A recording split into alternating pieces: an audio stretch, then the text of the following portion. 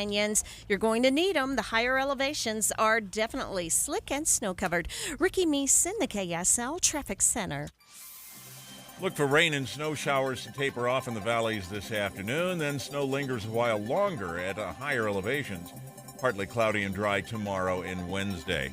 Right now, 36 degrees, partly cloudy. I'm Dan Bomas from the KSL Common Spirit Health Studios. Listen online at kslnewsradio.com, where Utah's news, traffic, and weather stays. Inside Sources. Inside Sources. A new presidency, new state leaders, and a new legislative session. Utah's top political experts discuss the day's biggest stories. Only on KSL News Radio. The oldest U.S. president has died. Jimmy Carter was 100 years old, and he served one 4-year term from 1977 to 1981, an era marred by economic and diplomatic crisis. While his time in the White House was short, his impact and legacy post-presidency have been rather long-lasting. Welcome to Inside Sources. I'm your host, Adam Gardner, here with Leah Murray. Welcome, Leah. Hello, Adam. So great to be hosting with you. Pause just a second. Did you think yesterday when the news came in that former President Carter had died? I don't know, like a little bit I thought, I guess sometimes when that happens, I think he hasn't yet. Or I don't mean that in a bad way. Does that make sense? I remember exactly what you're talking about because I remember getting a notification years ago on my phone that Yogi Berra had died. And I was like, oh, wait a minute. I thought he had already passed. And it's because we have had a couple of scares like this with Jimmy Carter. Like, he's 100 years old. It's bound to happen. And I also think a little bit, I think it's because he was older, I don't think in his later years he was as active as he had been like my entire life, right? So I was born in 1974, so this man had been on America's political stage and on the global stage doing things pretty much my entire existence, but I hadn't heard from him in a minute. Do you know what I mean? I thought, and maybe it wasn't that he had passed away, obviously. It was probably just because in his older age, he was taking it a little bit easier, right? He was bedridden. Right. And we know the images of him, you know, I'm doing air quotes here, but voting early for Kamala Harris. And he was, you know, they had to wheel him out to go vote and show that he was voting, and that was all very cool. And I have similar memories of my grandpa voting. You know, he cast a vote in 2016 right before he literally a couple of days before he passed, and that was cool for him. And so I can appreciate that.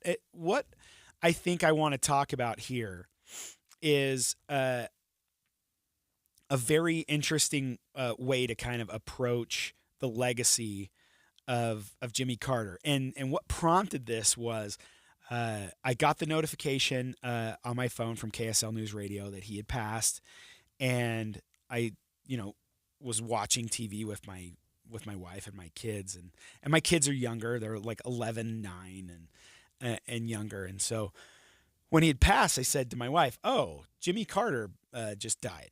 And that was just how I said it, matter-of-factly. And my kids have just kind of learned from conversations with me.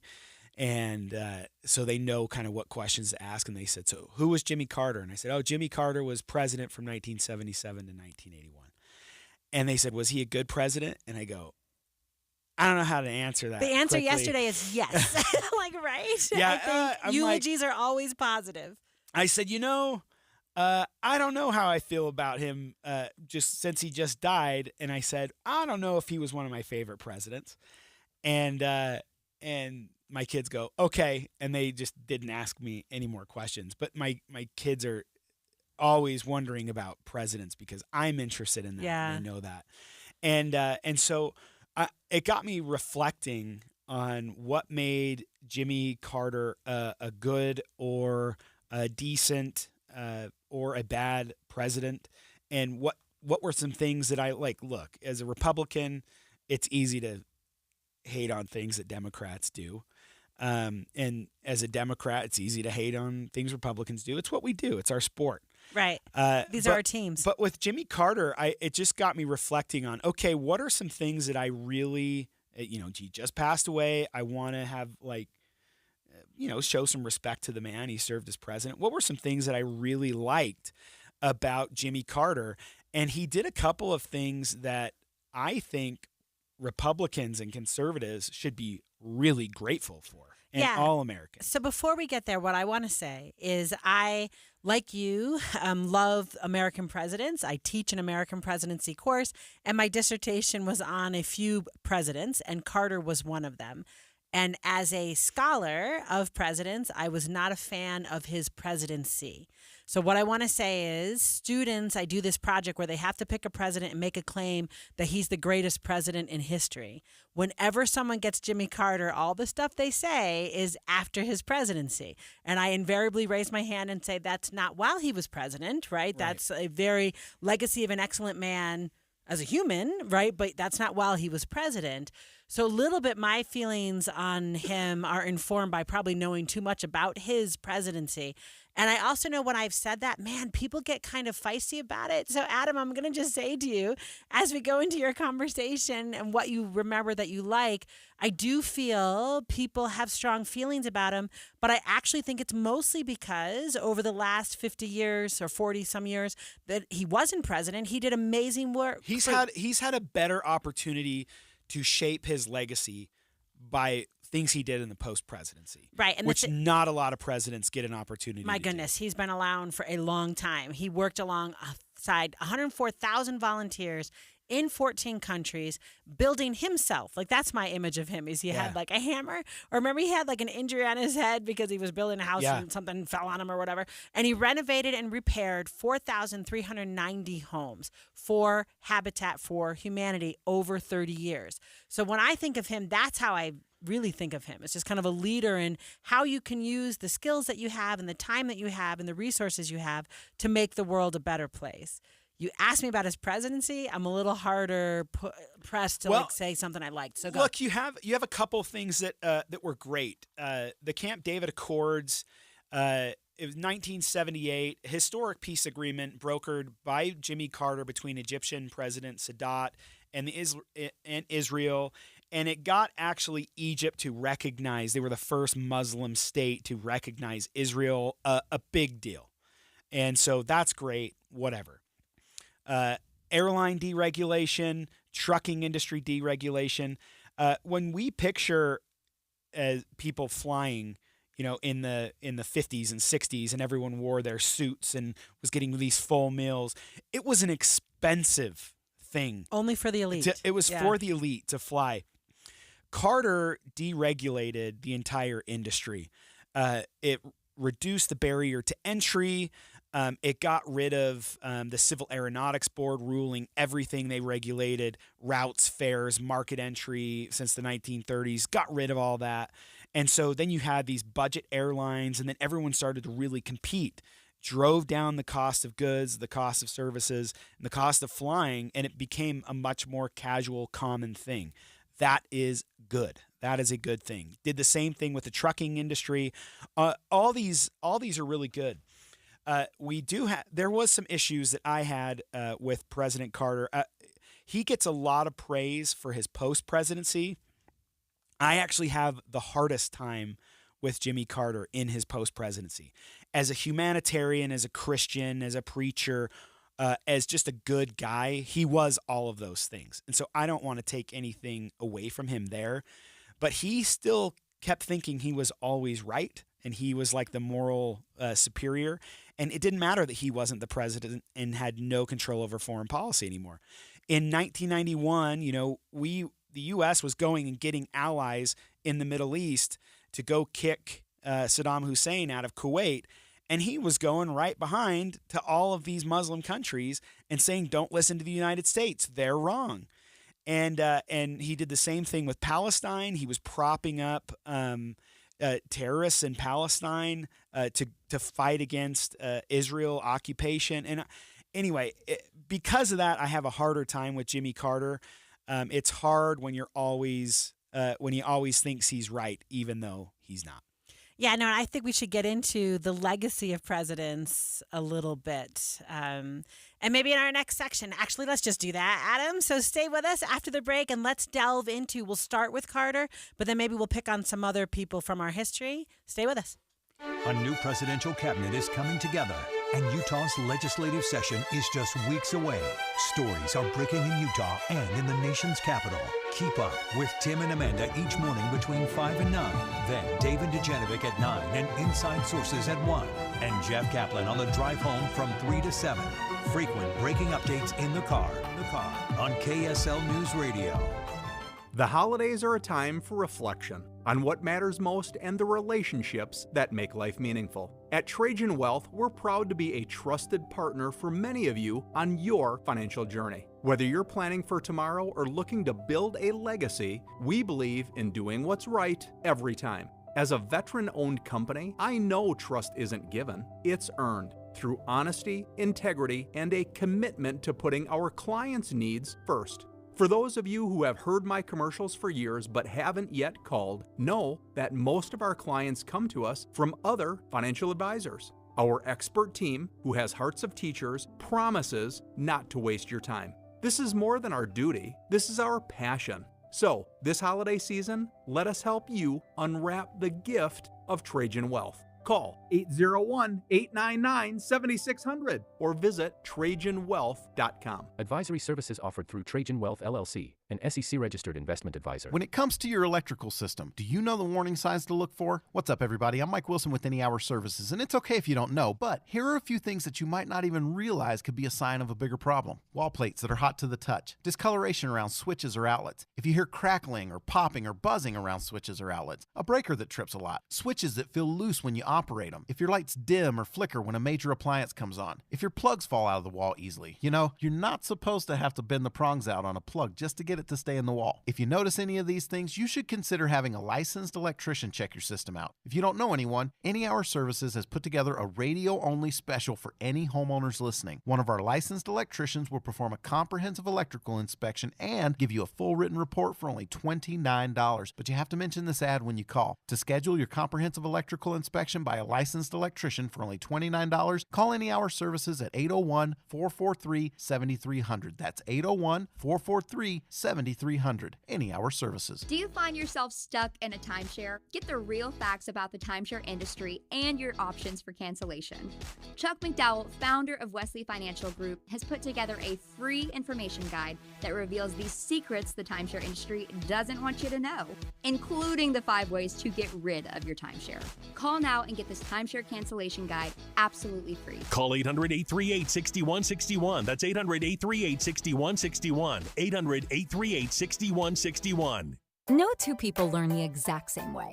So how did Babbel become the award-winning language learning app? We thought of you, all of you. Take Sierra. As a visual learner, she uses Babbel's wordplay videos. Today I'll share a quick lesson on shopping in French. Merci beaucoup. Keith is a be in the room with real people kind of learner. So he loves the live online classes with our language experts. Okay, class. Vos está pronto. Estamos prontos. However you learn, Babbel makes it easy. Try Babbel for free at Babbel.com. BABBEL.com.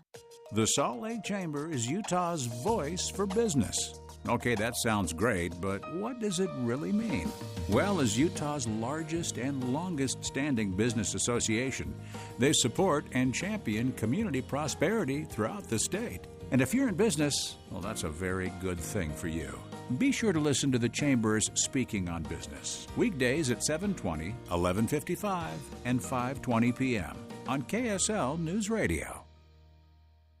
Hey everybody, it's Casey Scott, and I have a podcast called Project Recovery. I talk about my own journey from addiction to a lifelong one in recovery. I'm joined by my good friend and a clinical psychologist, Dr. Matt Woolley. You know, it's your story, Casey, but we also hear inspiring stories of others who joined the show from rock bottom to living a life of recovery. That's Project Recovery, a show about addiction, but more importantly, it's about recovery. Follow us for free on KSLpodcast.com or wherever you get your podcasts. With the 3 things you need to know this hour, I'm Dan Bomas. First, the late President Jimmy Carter is getting widespread praise for his leadership after he left office, but his proposed MX missile system came in for criticism, especially in the West. Second, President-elect Trump is backing Mike Johnson to stay in his job as Speaker of the House. And third, the Other Side Academy is welcoming people experiencing homelessness to its village of tiny homes. 36 degrees, cloudy in Salt Lake City. And back to Dave and Dujanovic on KSL News Radio. Inside Sources. Inside Sources on KSL News Radio. You're here with me, Leah Murray, and my good friend Adam Gardner, and we are talking about the legacy and impact of former presidents. So we, in the last segment, discussed Jimmy Carter because he died just yesterday at 100 years old. And here's the thing, Adam. Jimmy Carter was not like Joe Biden. So he did not become president when he was 77, right? So he was president at a much younger age. So to a certain extent, he was around for like 4 decades as a post-president. As we ended our last segment, you were kind of getting into what I think you thought were his disruptions in the global conversation, right? So the answer is when Jimmy Carter had an opinion about something, he was going to go around the world and tell them, right? So his post-presidency involved him, as you said, having conversations with foreign countries.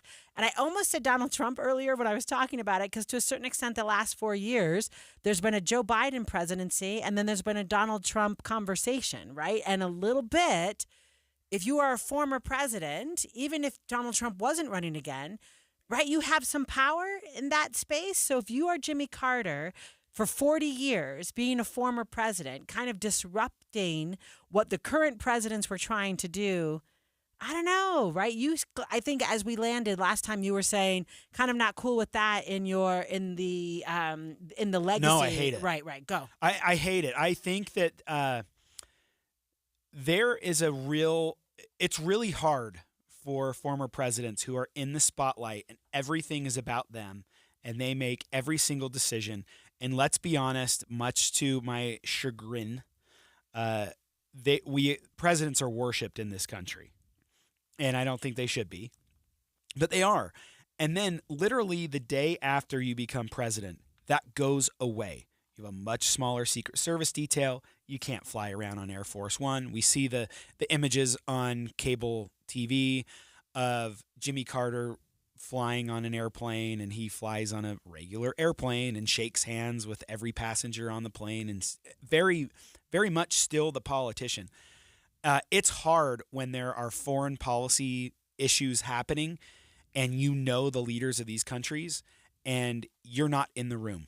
You still get a daily brief. Did you know that? Every president gets the president's daily brief after they've left office. So for like 40 years, Carter would have gotten that. Yeah, so he's hearing what's happening around the world.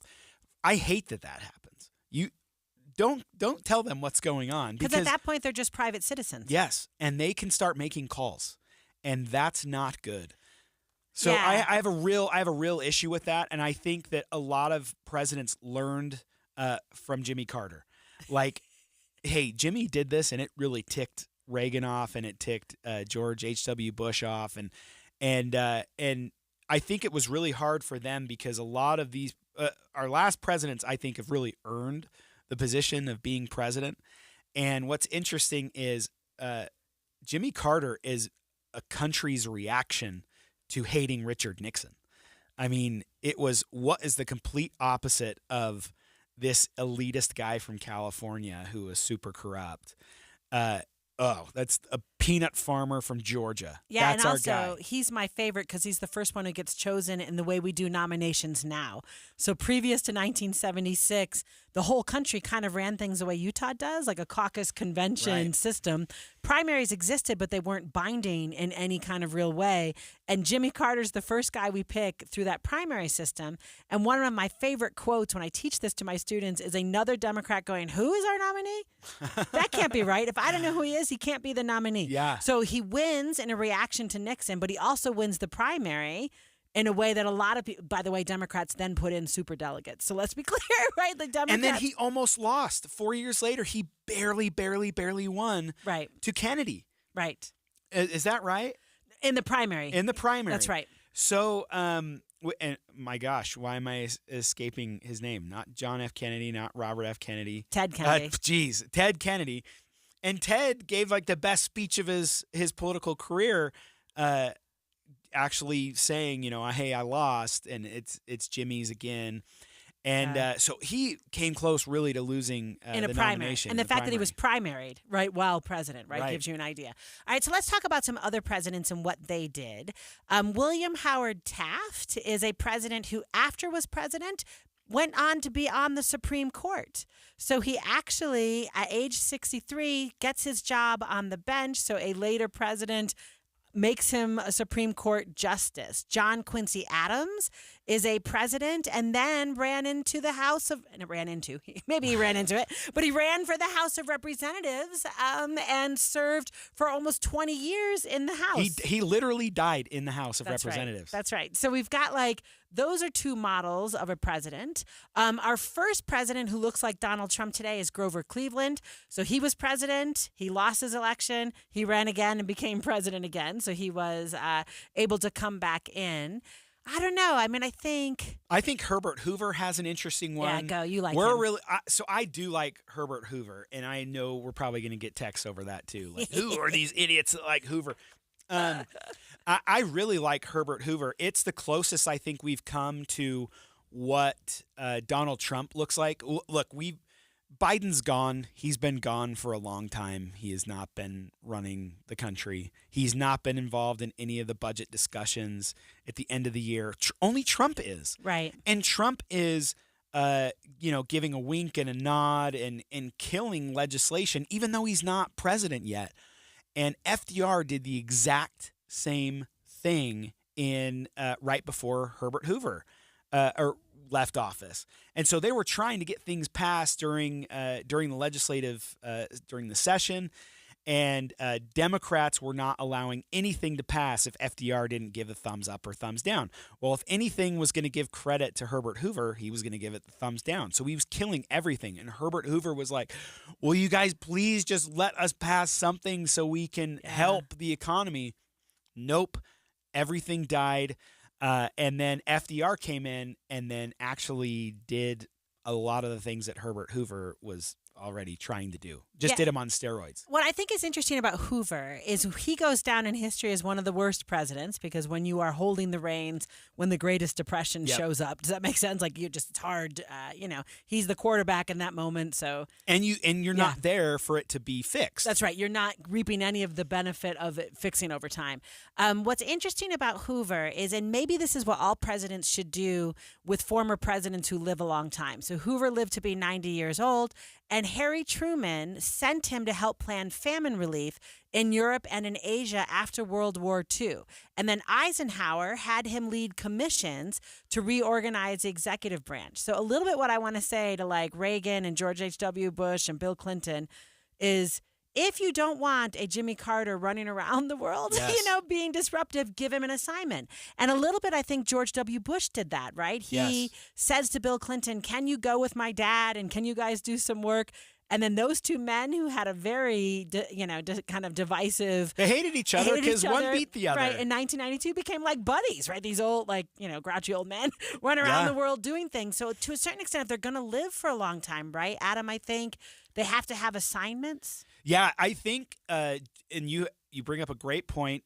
Jimmy Carter was kind of in control, like the president can control him when there were elections in Central America that we needed to preside over to make sure that they were fair. Hey, President Carter, please go down there and handle this. It gave him kind of something to do, to be involved. Yeah. And that was a good thing. It was the same for Herbert Hoover as well. FDR would not talk to him. And when you are elected 4 times, that's a long time to be shunned. And then finally, like you said, Harry Truman said, "Okay, we're bringing you back into the fold." You fed Europe once before during World War I behind enemy lines. We want you to do it again. And that was really important, that presidents have an opportunity to kind of heal some of the issues that they've had during their presidency. Yeah, they're the head of state, right? And they should be healing any of these kinds of divisions rather than playing into them. And here's the deal. If you want to know when our presidents heal these divisions, you're going to want to get our newsletter. So make sure you're signed up to get KSL's newsletter. 3 things you need to know each day. Just text inbox to 57500 to get started. When we get back, let's get back to Utah, Adam. Continue our series previewing some of the bills being crafted for the next legislative session. Stay with us. It's 1:30 at KSL News Radio. I'm Dan Bonas. KSL's top local story this hour. Our recent storms have paid big dividends for Utah's early season snowpack. We're now only about 5% below average for snowwater statewide. Just a week ago, we were about 31% behind. KSL meteorologist Matt Johnson says the bulk of our snow will likely fall between now and March, showing that there's still plenty of time to get the snow we need. It's good to know we have that ahead of us, but we don't love starting so slow. Nothing we're not used to, but still some time to work here. Matt's hoping future storms reach southwestern Utah, which is still more than 60% below where they need to be in terms of the snowpack so far this winter. Our top national story this hour from ABC News. Americans remembering the service and legacy of former President Jimmy Carter. His niece, Kim Fuller, said he belonged in the little town of Plains, Georgia, even though he'd been all over the world with the work of the Carter Center. Plains impacted every facet of his life. I was talking to somebody this morning, and the thing about it is he always came home. And Carter passed away yesterday at the age of 100. Your money at this moment, the Dow Jones average down on the day right now, 300 points. The NASDAQ is down 161. And our KSL weather looks like things are going to clear up and dry out tomorrow. That's next. KSL News Time, 1:31. Here's a way to get breaking news updates anywhere you go. At the store or in a work meeting, you can get breaking news on your phone. You can quickly read it, swipe, or click for more. It's super discreet, super fast. That's the app for KSL News Radio. Attention home buyers, want to save hundreds on your mortgage payment or buy a bigger, nicer home? Visit SaveRight.com. This is Rod with the SaveRight team at Realty Path. SaveRight, our name says it all.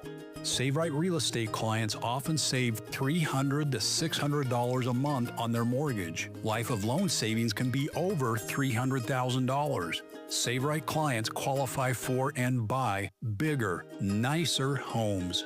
Interest rates are around 7%. SaveRight clients can get fixed rates in the 5s. Our affiliate lender makes it all possible. You can even start with a rate in the 2s. If you're buying or selling a home in Utah, save a ton of money. Hire the SaveRight team of realtors. Visit SaveRight.com for more information.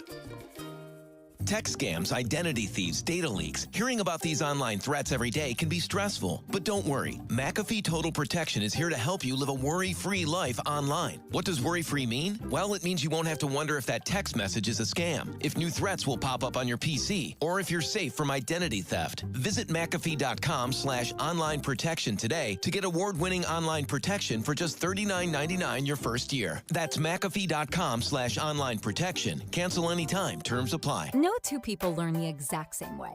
So how did Babbel become the award-winning language learning app? We thought of you, all of you. Take Sierra. As a visual learner, she uses Babbel's wordplay videos. Today I'll share a quick lesson on shopping in French. Merci beaucoup. Keith is a be in the room with real people kind of learner, so he loves the live online classes with our language experts. Okay, class. ¿Vos está pronto? Estamos prontos. However you learn, Babbel makes it easy. Try Babbel for free at Babbel.com. Babbel.com. Getting quality employees to fill positions in your company is essential, but finding those people can be a major hassle unless you use ZipRecruiter. ZipRecruiter makes finding quality people a breeze. ZipRecruiter's advanced technology identifies candidates with the right skills, sends you great matches, then you can easily invite them to apply. 4 out of 5 employers who post on ZipRecruiter get a quality candidate within the first day. See for yourself. Go to ZipRecruiter.com/free to try ZipRecruiter for free. That's ZipRecruiter.com/free. Traffic and weather together, brought to you by Sinclair. Save on every gallon with the DinoPay app.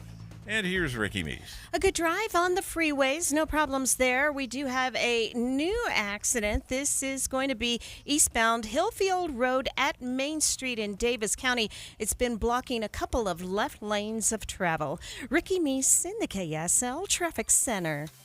Rain and snow showers taper off in the valleys this afternoon. Snow lingers a while longer at higher elevations.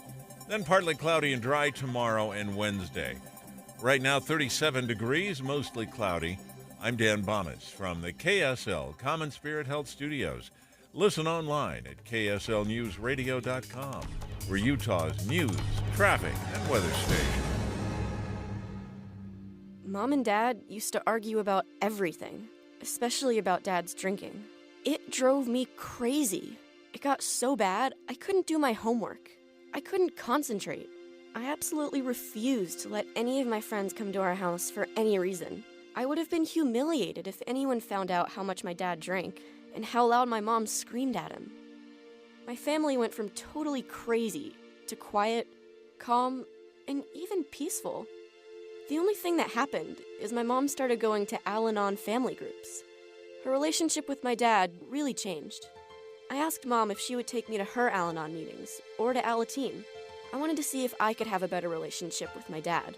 I'm sure glad I did. If someone's drinking troubling you, you might be surprised at what you can learn in an Al-Anon or Alateen family group from people just like you. Call 1-888-4-ALANON or go to alanon.org.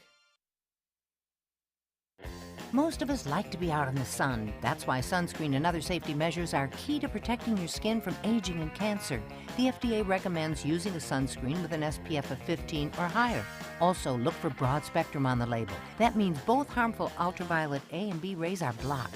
Remember, SPF plus broad spectrum equal healthy fun in the sun. Visit www.fda.gov/sunscreen for more information. A message from the U.S. Food and Drug Administration.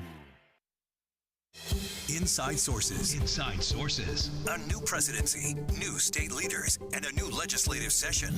Utah's top political experts discuss the day's biggest stories. Only on KSL News Radio. This year, we saw an interesting development in the relationship between the state legislature and the Utah Supreme Court. It came about following a ruling by the courts on the constitutionality of citizen ballot initiatives and how the legislature can amend those propositions. Now, it looks like we're going to see some legislation in the 2025 legislative session that could possibly address this. Utah State Representative Angela Romero is working on some legislation regarding ballot props, and she joins us now to talk a little bit more about it. Representative Romero, thanks so much for being on the show. Oh, thanks for having me. Representative, can you tell us about, what that ballot proposition amendment did that caused the legislature to have to start working on some new legislation? Well, it depends on who you're asking when it comes to the legislature working on new language. And with that particular, with the ruling that came down, and we listened to what was said there as the Democrats, we want to make sure that when something's getting put on the ballot, the language is written by our legislative council versus the Speaker and the President of the Senate.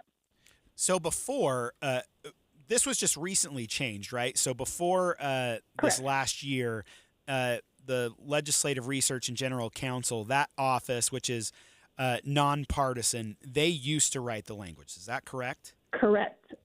And that's all our bill would do, would change that back over to them. How has this, excuse me, I can't speak today. How has this been received by your colleagues, and what about the other side of the aisle? Have you been able to kind of workshop this around? I haven't even had that conversation with them.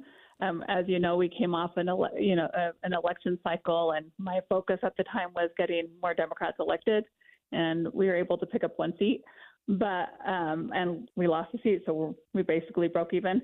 But I will start having these conversations, and from my understanding, they're not the individuals that have heard about it are not very supportive of it. They like it with the change. But I think it's really important to the people of Utah to have a nonpartisan lens on it and have our general counsel write that from my perspective, because as we saw with the Supreme Court ruling, people definitely felt there was, a bias there.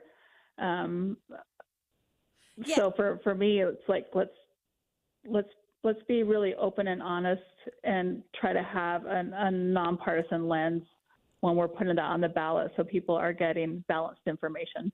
Yeah, so Representative Romero, just make sure, correct me if I say anything wrong, but I feel like that's a conversation about procedures, right? Like how ballots get written, how they get onto the ballot for voters to look at. But isn't kind of the root cause of this that the Utah Supreme Court made a ruling that the legislature has to follow the intent of a citizen initiative? So I guess correct. Yeah. So my question is, you're having a conversation about the process of putting on an initiative or something coming out of the legislature to go on the ballot. Can you speak? Yeah, I'm talking about the process. That was my bill. That's our bill that the senators me and I came up. Do you have any sense of like something coming through the legislative session this year that would have to do with like that ability to change the intent of a citizen initiative? Is someone else working on that kind of and how does that work?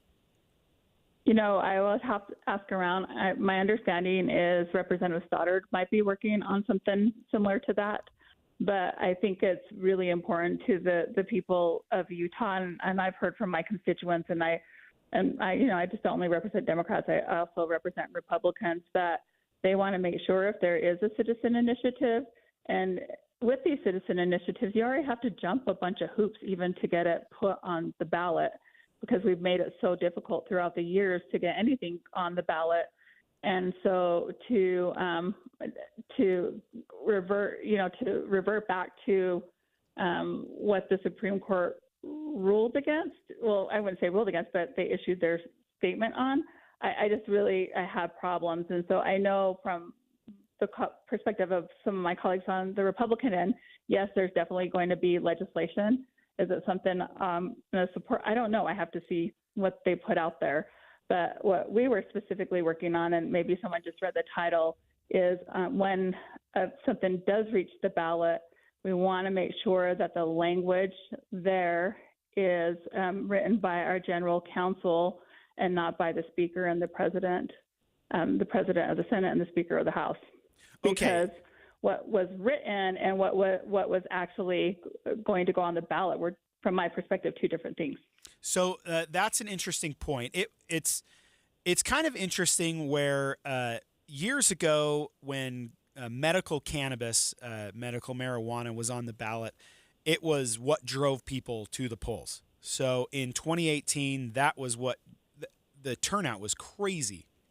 I would agree with you on that. And if you look at how the turnout was, you notice if all those people would have also voted down the ballot, we might have had a different legislature too. Yeah, that's true. And I was on the ballot in Salt Lake County. And as a Republican, that did not turn out well. So what was interesting was we have a lot of attention that is paid to the actual ballot initiatives and referendums and things like that. So those were big issues. This was the first time where citizens were really involved in the process of what they actually looked like, what the language said. And I don't remember another time where the process was such a huge issue. And I wonder how much that played a part in individual legislative districts, individual House and Senate districts. So when you would go campaigning, when you would go door to door in your own district, and like you said, I don't think anyone in the Democratic caucus goes and helps their Democratic colleagues more than you, and you're out in other districts knocking doors. Were you seeing that as well? Was that coming up in conversations on the doorsteps in this last minute? Yes, especially when we were talking, and it was really about, Amendment A and Amendment D. The other amendments people just really didn't care about, and they were concerned about the process, and they were concerned. I mean, people have been concerned about the Utah legislature anytime we have redistricting and we see kind of the direction that goes. And people actually even not in, like you said, I knock on a lot of doors in different areas of the Salt Lake County, and I even knock on doors outside of Salt Lake County. And I can tell you, it's not just Democrats that are concerned. It's the everyday people here in Utah. We're concerned with how we drive through legislation sometimes up here, in particular when we're talking about Amendment A. But more importantly, people were really upset with how Amendment D was handled and how we had a special session and that part of the process. Not even when we're talking about citizen initiatives, it's just the things that we do up here. And I had to remind people that, there are things that always go, as we do these initiatives. And we have the citizen initiatives, but then we also have these amendments Right. that come through the legislature. There is no check and balance here because Democrats don't even have that there's no 2/3 there. So even if we wanted to block something, we can't Right. because we're the super minority. Well, And we so gotta people leave it there, Representative Romero. Yeah. Sorry to end it, Yeah. but you made some great points. We'd love to have you back on to talk a little bit more about this at a later date. And over the last week, we've seen growing tension between supporters of President-elect Donald Trump and the team of Elon Musk and Vivek Ramaswamy all over H-1B visas, and we're going to discuss that right after the break. Stay with us. Be advised, this is your opportunity to save up to 40 to 80% on a hot tub or swim spa this weekend only, Friday through Sunday, Mountain America Expo Center, Sandy. Be advised, this is your opportunity to save up to 40 to 80% on a hot tub or swim spa this weekend only, Friday through Sunday, Mountain America Expo Center, Sandy. 18-month interest-free financing. Our factories have demanded we sell 1,000 hot tubs and swim spas this weekend. Mountain America Expo Center, Sandy. Huge factory incentives, factory rebates, this weekend only. Mountain America Expo Center, Sandy. We can remove your old hot tub. Free delivery of your new hot tub. Hot tub starting at $2,999. Mountain America Expo Center, Sandy. Free delivery of your new hot tub. Just relax and enjoy. Mountain America Expo Center, Sandy. Friday, 2 p.m. to 8 p.m. Saturday, 10 a.m. to 8 p.m. Sunday, 10 a.m. to 6 p.m. Free admission, free parking, free delivery. Mountain America Expo Center, Sandy. Call 833-SPA-SALE or visit hottubandSwimSpaSale.com. Dear Santa, thank you for brightening up my Christmas. It made it a lot better. Thank you for the shoes. I'm very grateful for the presents because I usually don't get too much. So that really brightens this year up for me. Also, on behalf of my mother, thank you. At KSL, it's our hope that every child will have a warm and joyful holiday season. Please donate generously to KSL's Quarters for Christmas. Every dollar raised goes to buy shoes and warm clothes for Utah children in need. Give what you can at kslquarters.com. When you choose Performance Automotive in Bountiful, you're choosing selection, convenience, and exceptional service. 4 locations: Performance Ford Lincoln, Performance Honda, Performance Toyota, and Ford Truck Country.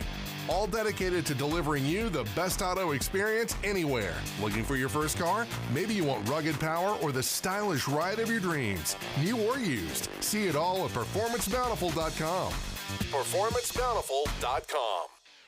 Between all the holiday parties, weekend tailgates, and family get-togethers, we've been overindulging a little more than usual over the holidays. But now, we are starting the new year off on a healthier note by taking active liver supplements from New Nordic every day. Active Liver contains a powerful blend of turmeric, milk thistle, and globe artichoke extract, all natural ingredients that help protect the liver so that it can protect you from toxins. It's like giving my body a daily detox. I've never felt better, and my energy is through the roof. And my doctor is already impressed with how much better my numbers are looking. So if better health, more energy, and detoxing your body are some of your priorities this year, get Active Liver today and start the year off knowing you're giving your liver some well-deserved relief.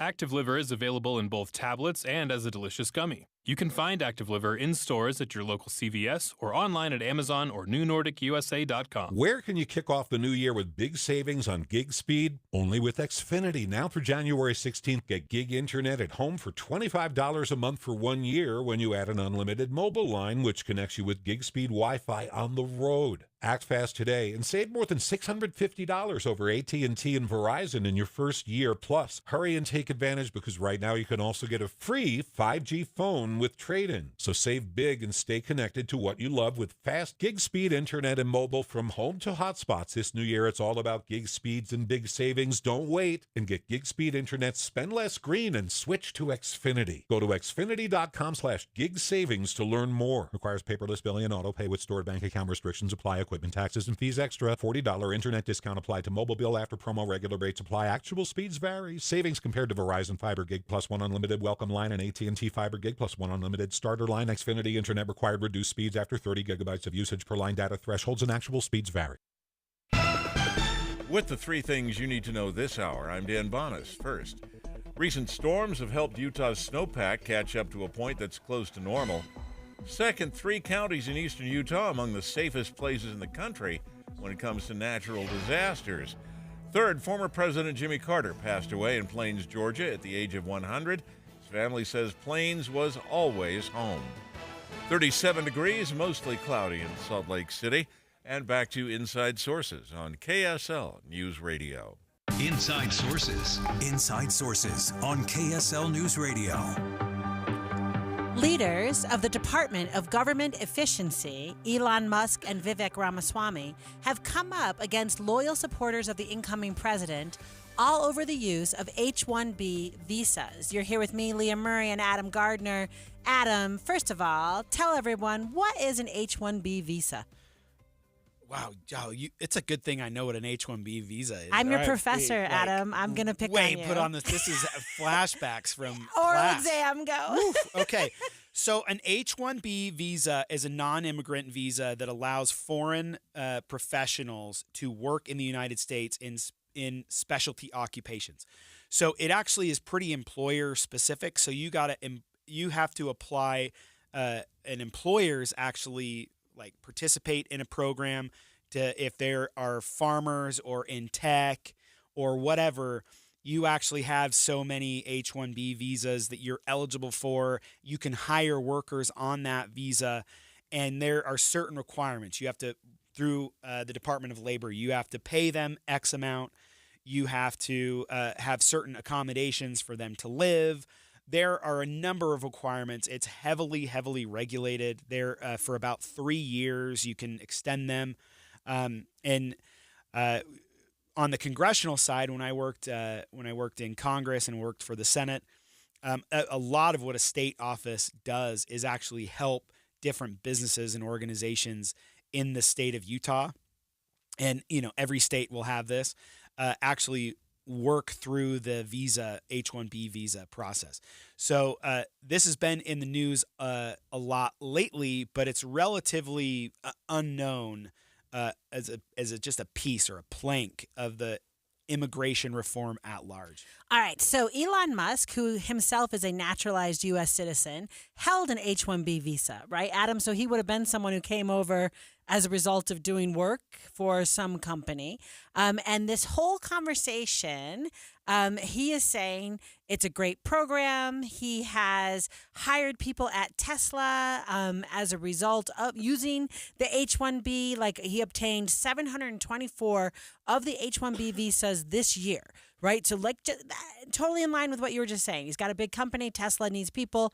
We don't have them here in America to do that work, so he goes out to find them elsewhere. But on Friday, Steve Bannon, who is also a Trump supporter, criticized big tech oligarchs for supporting this H-1B program. And I just kind of wonder, it feels like a really in-family fight. Does that make sense? You know what I mean? Like, it's between Republicans who are like, look, if I've got tech, I need to have people who can do the job, and Republicans who have a more America-first understanding of we should be trying to employ labor from inside the country first. So the interesting thing here is that MAGA doesn't have a lot of definitions. So MAGA beliefs are whatever Trump says they are. And that's what's really hard for people to grasp is, wait, everybody, I'm MAGA, and I thought this is what we believed on an issue. And they go, no, I'm MAGA, and this is what we believe on the issue. And so it's really kind of hitting a head.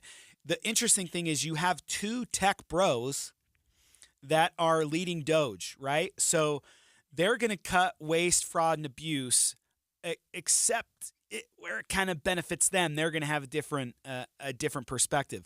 The rub here for a lot of folks in Trump world is that if you're going to do mass layoffs at Tesla and you're going to say we can't afford all this extra labor, so we're going to do layoffs, cut costs, and then you bring in 700 H-1B visas workers to then replace the Americans who you just furloughed or laid off, that's where there's a huge problem. So it's like we're fine if there really is no one being able to take these jobs, and where we usually make this comparison is in ranching,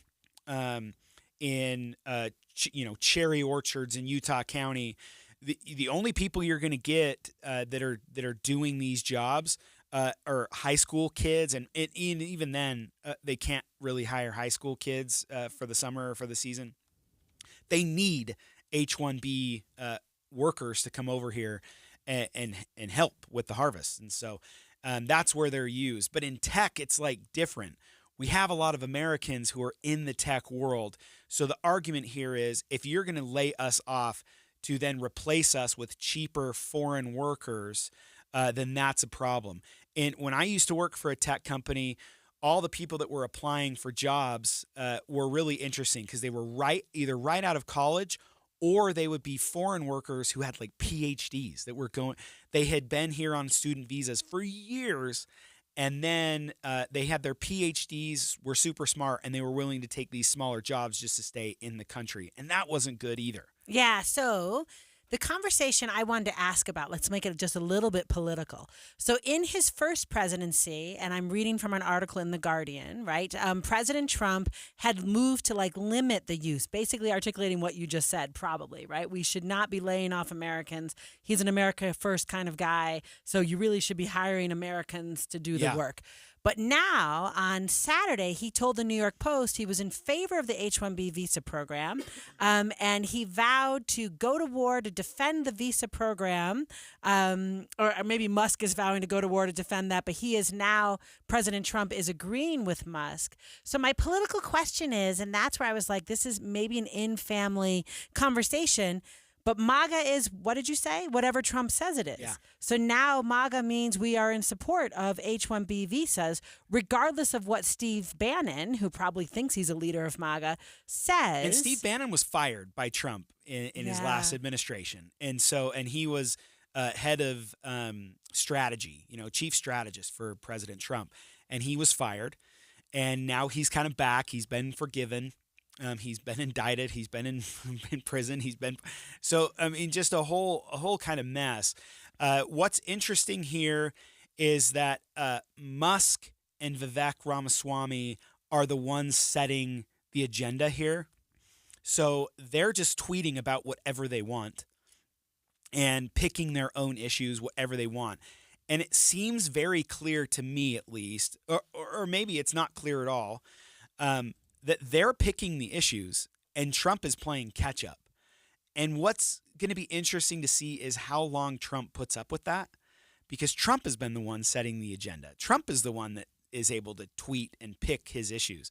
Right now, he has to wait until MAGA world is fighting it out on Twitter. And it's funny because they all think Twitter is real life.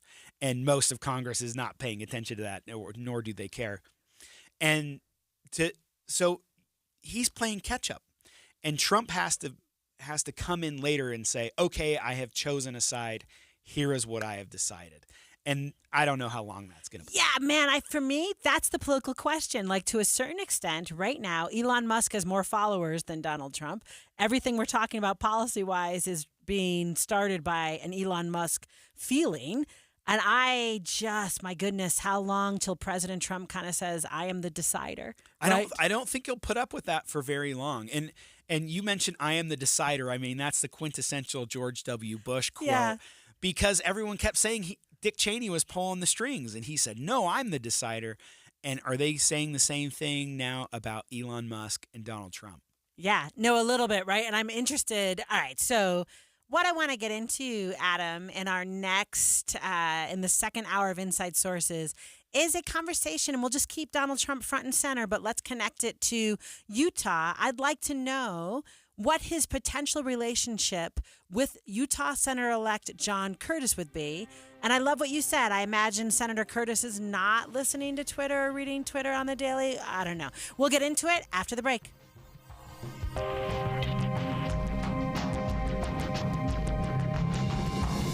KSL FM Midvale. KSL Salt Lake City. From the KSL Common Spirit Health Studios, this is KSL News Radio.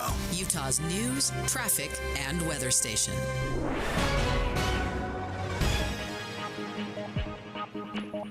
It's 2 o'clock at KSL News Radio. I'm Dan Bonas. KSL's top story this hour. The Other Side Academy in Salt Lake City will be welcoming the first wave of residents today. The tiny homes are meant to provide affordable and permanent supportive housing for struggling Utahns. We'll be following the story. Tune in to Jeff Kaplan's afternoon news for the updates.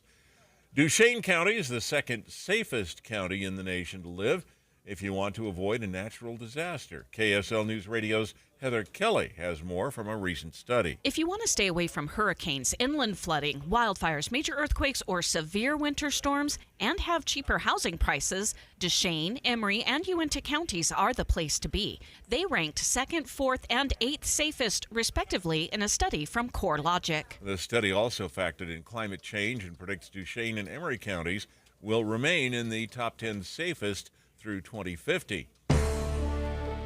Our top national story this hour from ABC News. President Biden has announced another $2.5 billion aid package for Ukraine. ABC News national correspondent Stephen Portnoy says this is the last batch of security assistance from the pot of money that Congress approved for Ukraine last spring. In a statement, President Biden says the U.S. will continue to work relentlessly to strengthen Ukraine's position in its war with Russia. Your money at this moment, the Dow Jones average is down now 418 points on the day so far. The NASDAQ is down 235 right now. And coming up, it looks like things are going to clear up and the sun might come out. That's next. KSL News Time 2:01. News doesn't just mean information or dates. It's the story of our local history being told in real time. Be a part of the story. This is Tim Hughes and Amanda Dixon. We hope to be a part of your story. We have you covered on KSL News Radio. For over 22 years, speaking on business on KSL News Radio has been a beloved tradition, celebrating our heroic business leaders and Utah consumers who have helped build one of the strongest state economies in the nation. Now, under the stewardship of the Salt Lake Chamber and hosted by Chamber President and CEO Derek Miller, the program continues to shine a spotlight on those who make Utah's business environment dynamic and thriving. With his expertise and passion, Derek brings the stories of our business community to life. As part of the Salt Lake Chamber, Speaking on Business is proud to continue its legacy of highlighting inspiring stories, trends, and special guests. Support Utah businesses now and be part of Utah's thriving economy. More information can be found at slchamber.com. That's slchamber.com. Guns. Rocky Mountain Gun Shows. Don't miss the Rocky Mountain Gun Show, Saturday and Sunday, January 4th and 5th at the Mountain America Expo Center in Sandy. 2 semi-truckloads of wholesale ammo with no limit on quantity. Get 500 rounds of 9mm ammo for just $85. Shop our massive selection of firearms, mags, knives, and outdoor equipment. It's the Rocky Mountain Gun Show, so you know it'll be good. Rocky Mountain Gun Shows. No two people learn the exact same way.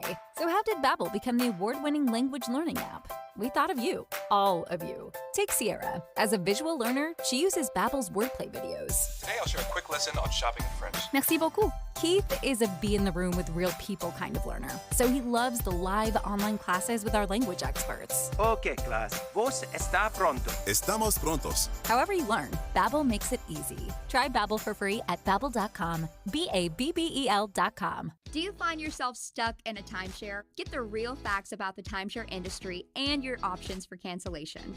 Chuck McDowell, founder of Wesley Financial Group, has put together a free information guide that reveals the secrets the timeshare industry doesn't want you to know, including the 5 ways to get rid of your timeshare. Call now and get this timeshare cancellation guide absolutely free. Call 800-838-6161. That's 800-838-6161. 800-838-6161. Traffic and weather together brought to you by Sinclair. Save on every gallon with the DinoPay app. And here's Ricky Meese. Light traffic and no problems on the Valley freeways. No accidents reported right now on the freeways, main secondaries, or side streets. And a little bit of good news, the traction laws have been lifted for both Big and Little Cottonwood Canyons.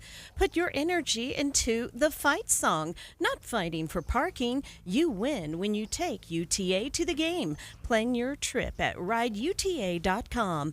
Ricky Meese in the KSL Traffic Center. Look for rain and snow showers to taper off this afternoon, and snow lingers a while longer at our higher elevations. Partly cloudy and dry tomorrow and Wednesday.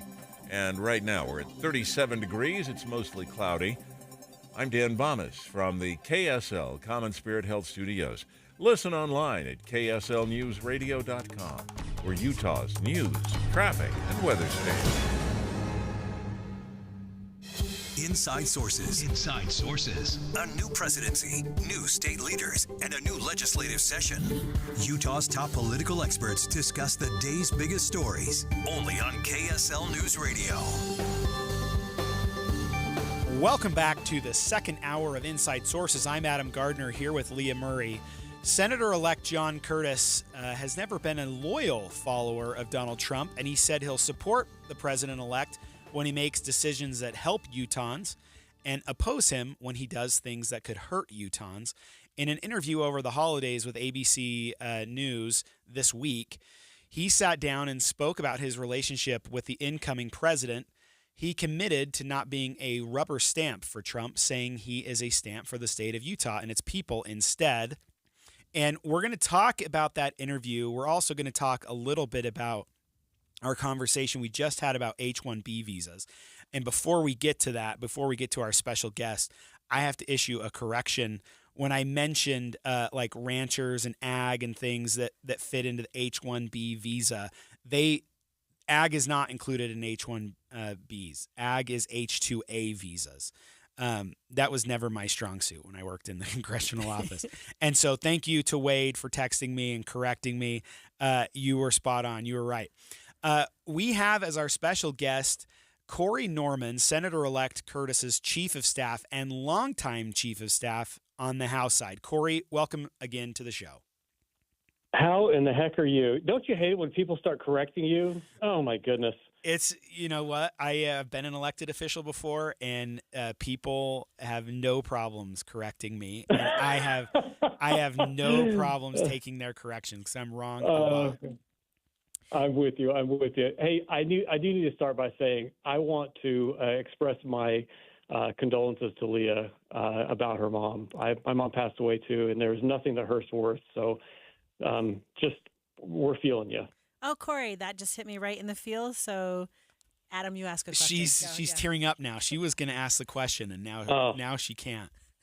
Okay. So I want to know, you did this big interview, Congressman Curtis, and he did this big interview on ABC this week. It was a lot of people are saying it was kind of reminiscent about Mitt Romney writing his op-ed right after he won the election, saying I'm kind of saying something similar, like I'll oppose President Trump when I think he's wrong. I'm not going to be a rubber stamp for him. So it was kind of reminiscent of that. What's the feedback been like? 1, in Washington, D.C., and 2, in Utah? So that's really interesting. That's the first time I've ever heard that comparison between the op-ed that Senator Romney wrote and what Senator-elect Curtis said. The feedback that we've received is this should really be a partnership between the president and the senators as far as the advice and consent process. And we're taking this very seriously. Look, I mean, we've sat down with as many folks that have reached out to us. My boss has asked them very, very hard questions and isn't shying away from asking the things that he feels like Utahns really need to get to the bottom of. And he's not saying that he's not being supportive, but he is saying, I have a role here. I need to ask the questions, and I need to go through a thorough process. I mean, he's asking these folks for references. I mean, we're getting personal friends, references, former bosses, and John Curtis is calling every single one of them and spending a lot of time on it.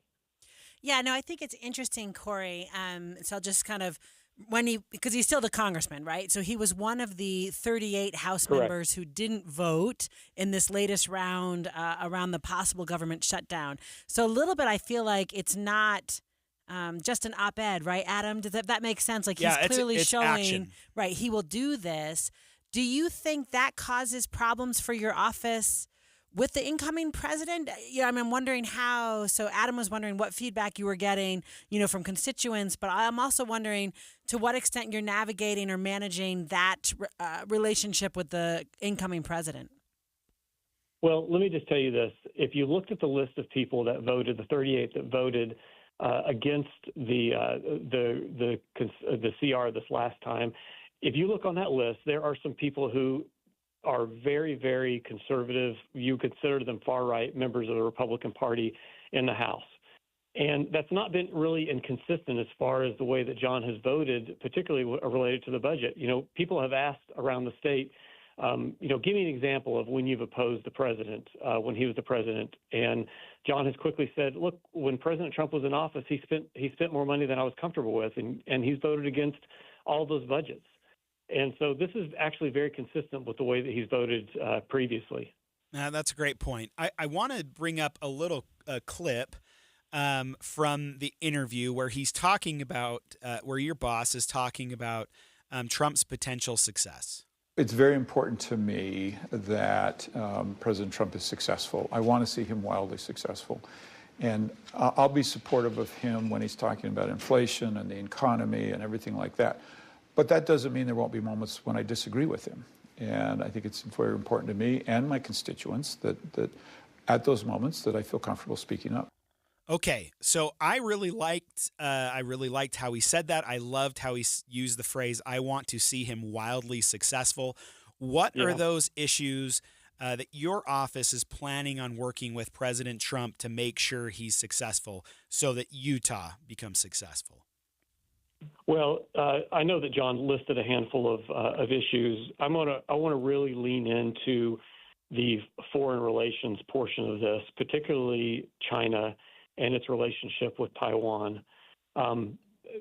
Every year that China does not invade Taiwan is a victory, and we want to make sure that the president is, again, to use John's words, wildly successful in the way that we navigate the relationship with China. Border security is another one. I think, in my opinion, that's one of the reasons that Vice President Harris lost this election, because she wasn't talking about the policies that people actually were talking about on the streets or around their dinner table.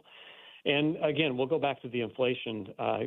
Eggs are up, milk costs more money, bread costs more money, and those are things that people sitting around the dinner table are talking about.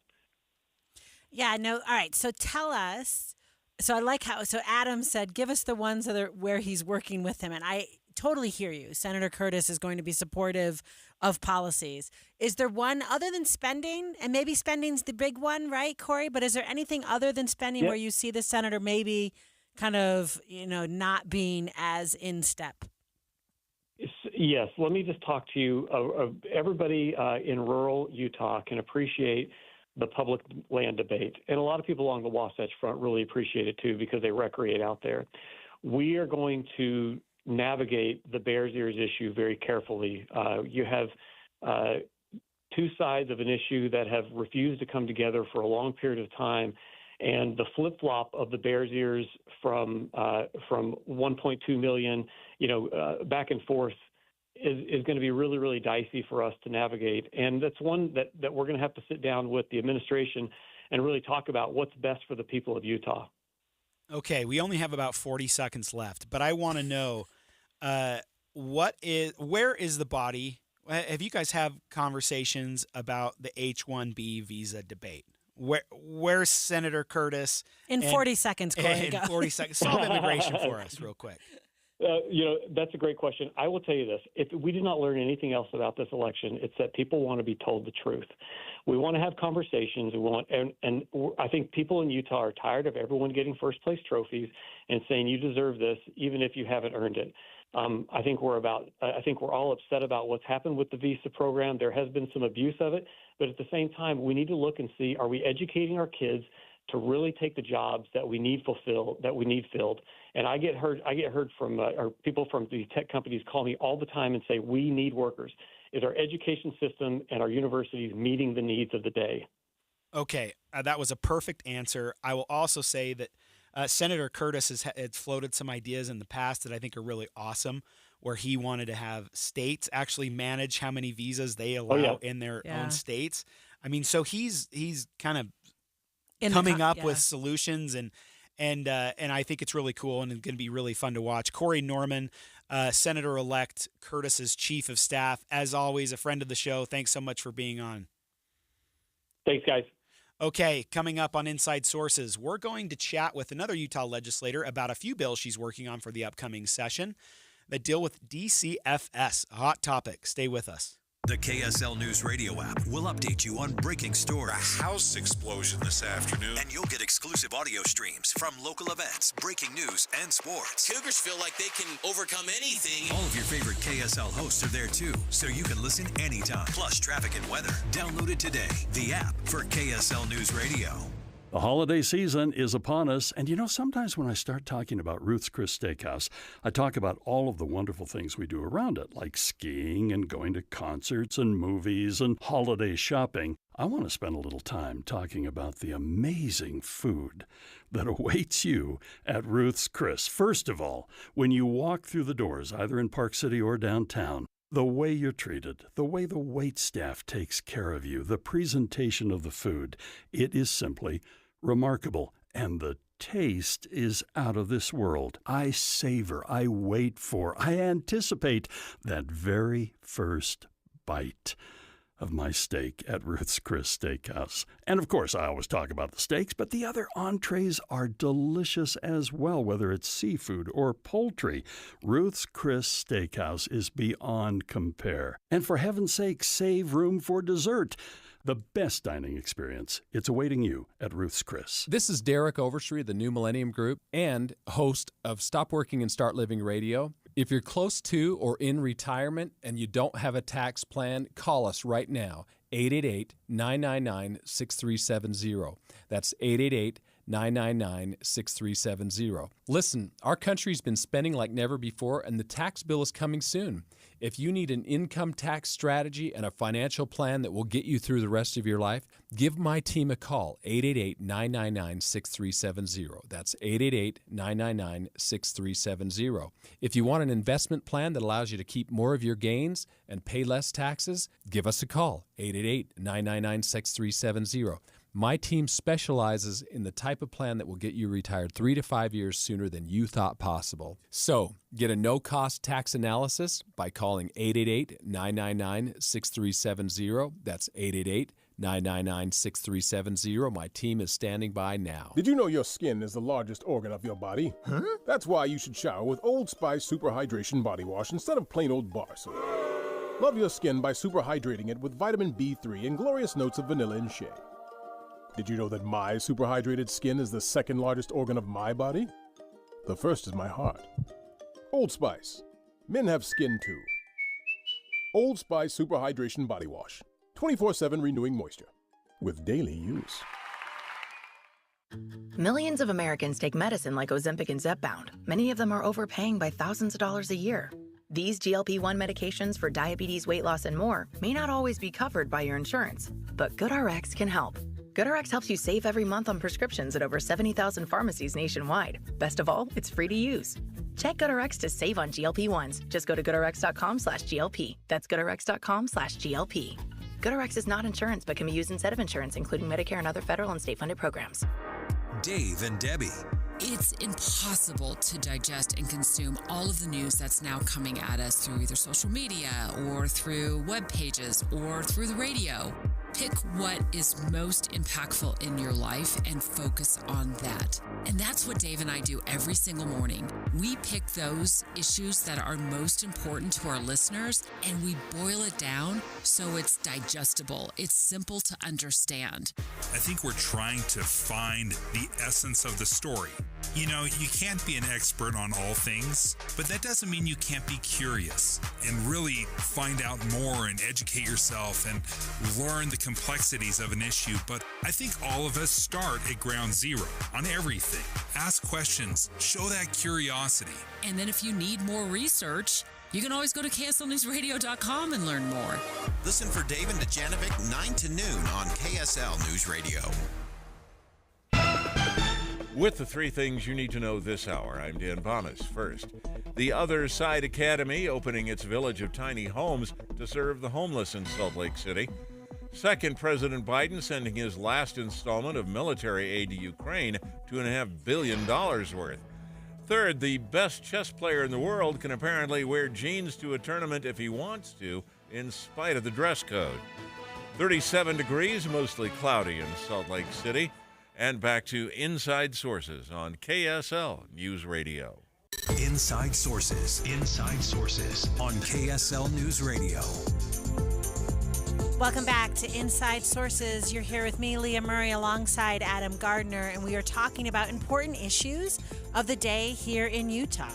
So this past year, Adam, I think the Utah Division of Child and Family Services, wow, I feel like we talked about them a lot, right? There were a number of public incidents involving child abuse and child death. Some of them became like national stories, some of them much more kind of big stories here in Utah. And when we ask the question, like, why aren't you saving these kids? Like, what, you know, the lunch lady sees something's happening. Why are we not saving these kids? And the Division of Child and Family Services say their hands are tied because of the law. So, Adam, when you hear that, then it's like we got to look at the legislature to change the law. And it's hard to be in the legislative position because you have abuses kind of on both sides. So you don't want to give them too much power because then they wield it and start kind of abusing their position and actually are doing more harm to families than they should be. And then if you don't give them enough teeth, then there are positions where the kids are actually in danger and they're not capable or allowed to actually go and save these kids. And so how do you find that middle ground? That is such a tough tightrope to walk. Right. And we've got with us Representative Christine Watkins from the Utah House of Representatives, who's going to try to figure out how to, you know, what's that? Draw that thread, right? Like make that possible. Welcome to the show, Representative. Well, thank you. Representative Watkins, I understand that you have maybe two bills having to do with DCFS. One giving them the ability to get a warrant if the parents are not answering the phone call or answering the door and no one has seen the children. And the other saying, maybe addressing what Adam just said, that if someone makes a false statement about a family and DCFS has to investigate, that the person who is saying the false statement would be charged with a crime and there's punishment. Am I missing something, or are those the two you've got running? Yeah, but House Bill 33, that's the last one that you just spoke about, that was a committee bill that Representative Kara Birkeland was running. Of course, she is now going to be resigning, but it's such an important bill that I wanted to speak about it in conjunction with mine. Hey, can you actually tell listeners what a committee bill is? What's the difference between a committee bill and just a normal bill that any representative files? Well, of course, you know this, but as a representative, I can file a bill on about any subject that I want. I can run it. It's it's in my power, so to speak. A committee bill is brought to the committee. They discuss what the issue is, and they decide as a committee to support that bill. And if that bill is supported 100% in committee, then it can immediately be on the board when the session first starts. It's able to bypass the House committee and and it just goes right to the floor. So, Representative Watkins, do you feel, or did you already have 100% for that bill about making false statements? Do you expect that to be on like the first day's agenda? Well, I don't know that it'll be on the first day's agenda, but it will be at the very, very beginning of the session. And this is a real important one. I have dealt with this. I'm really glad they did it, because DCFS is understaffed, probably overworked. And one of the things they have to respond to are allegations from people calling in. And I have personally been involved with families where ex-husbands, ex-wives, boyfriends, girlfriends who now hate each other keep calling DCFS and making false allegations, but DCFS has to go to the home. They have to check everything out, make sure that the allegations are not true. So this bill's important because they can investigate, and if it's found to be false, you can be charged with a Class B misdemeanor. Well, that's really interesting. I was talking to a relative who's a police officer outside of Salt Lake County, and they were telling me one thing, that when they were a detective, that it was really common for these complaints to come up with ex-spouses right before court dates, that they would try and get that on the record. Right. And so what you're saying is that game is no longer going to be played. If you start playing these games, there's going to be some consequences. Yes, and it's really, really important. It just needs to be that way. And you talked about, Leah, you talked about some of the other cases we had this summer that involved the death of the children. And so the one bill that I have says that if DCFS, along with the police, cannot get phone calls answered, people won't answer their doors, and they just need to be able to see those kids, and they can't see them, they can go get a warrant. This is different than any other kind of warrant. This is, they cannot get eyes on a child or kids, and they can go get that warrant and do what they need to find those kids. And Adam, as you said, there is that tricky line that we don't want to cross with parents' rights versus children's right. But I think we've all decided that maybe we've gone a bit too far with parent rights. And so we need to be able to protect children that people haven't seen for a long time. Yeah, I mean, Representative Watkins, you're right there. That resonates with me, what you just said, because when that story broke up in Weber County where I live, and I was like, the lunch lady knew, right? So she would have done what she was supposed to do. She let DCFS know, and then it's like, I still know there's a problem, and then the kid disappears. But as the lunch lady, it's like not, in any way no one would think it was okay for her to show up at the house, right? So what you've got are grown-ups who care about these kids, who know there's a problem. And what I hear you saying is we are going to make sure that the information gets acted on all the way through to we make sure that that child is safe. Exactly. We've got to. And, I promised a bill during our committee, the Child Welfare Oversight Panel Committee, and this is a beginning. We have we've got some other things in play, because you don't want to just get a shotgun out and say, okay, we're going to shoot and hope we find the right solution. We are actually doing a lot of study and investigating, so that maybe not this session, but next session we will have we'll be down to the nitty gritty and know how to make some changes that need to be made. And how is this being received by your colleagues? Is this something that your colleagues, other representatives and those in the Senate are understanding that, hey, with some of these kind of high-profile cases, we understand that there's a need to kind of get involved here and change the way we've been doing business in the state? Absolutely. I'm not hearing of any pushback. We've got some other bills out there from other senators and reps dealing with this issue also. So it's about eyes on kids, knowing where they are they healthy, are they safe, and protecting them. So, and also giving DCFS the rules, the laws that they need to be able to do what we want them to do.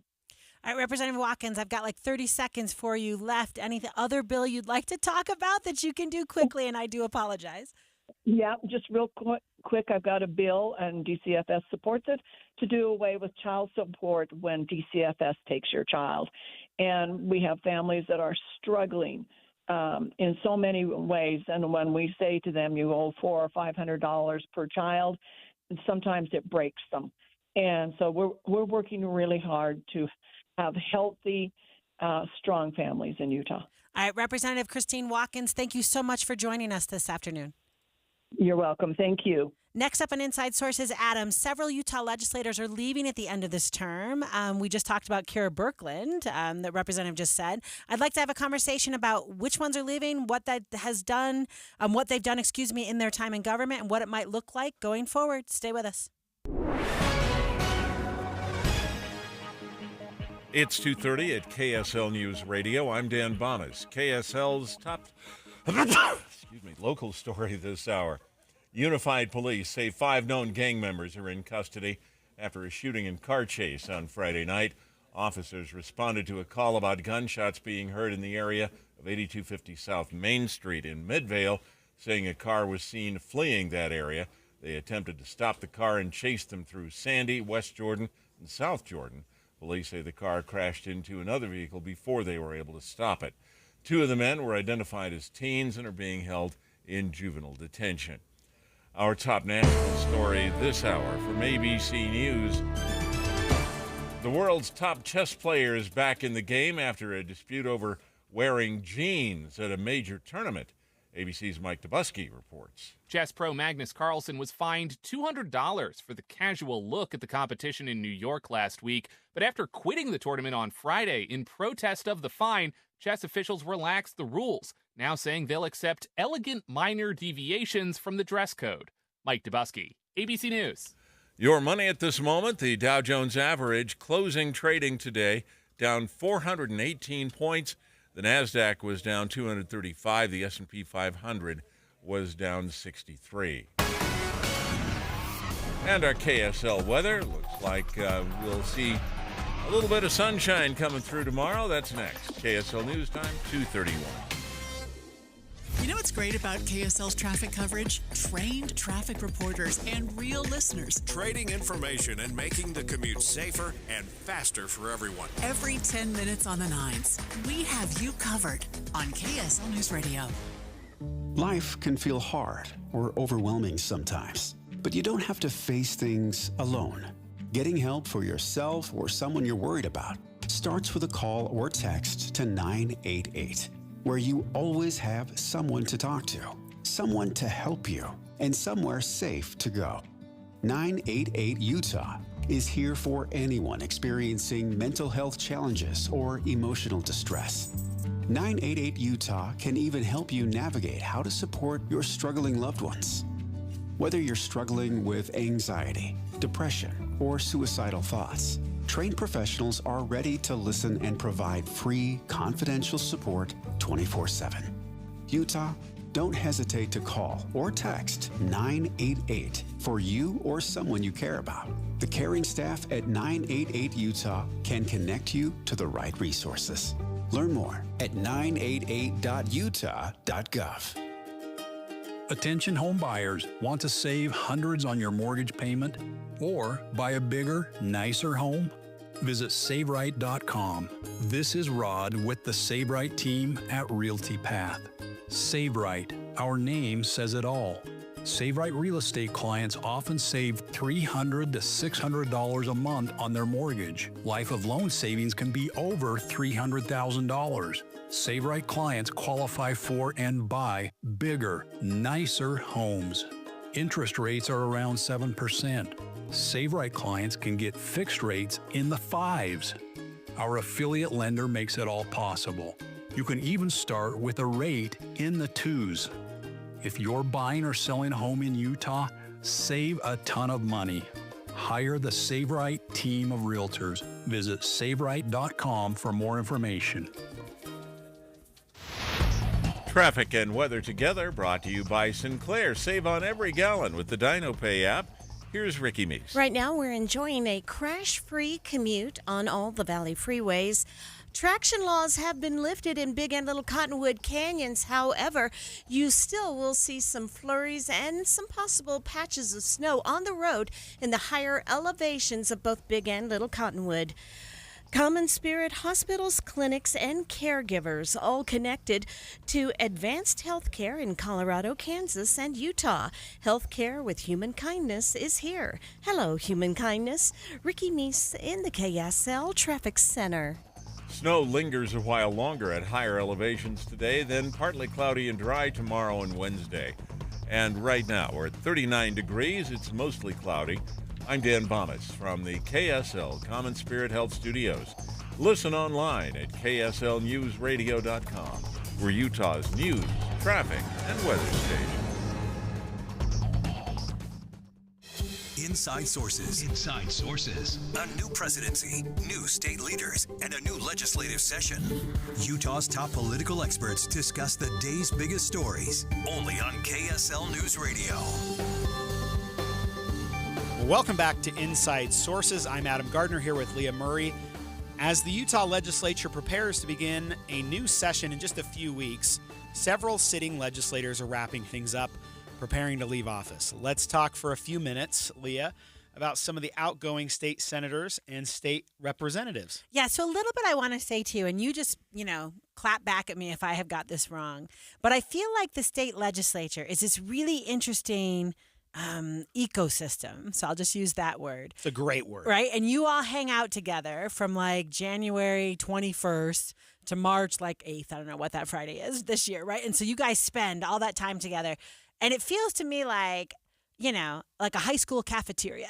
So there are people, and I mean that in the best way. I don't mean it as an insult, right? There's all this kind of social, kind of dynamics happening and political dynamics and who's in charge, and a little bit when people leave. So Kira Birkeland resigned. So she is one who will be leaving before the session gets going. She is ending her term on January 10th. But we've got a number of other people leaving. Senator Mike Kennedy, because he's going to the Congress. A friend of the show, Representative Robert Spenlove, is leaving. His term is ending. Rosemary Lesser up in my neck of the woods. She lost her election, so she will be leaving.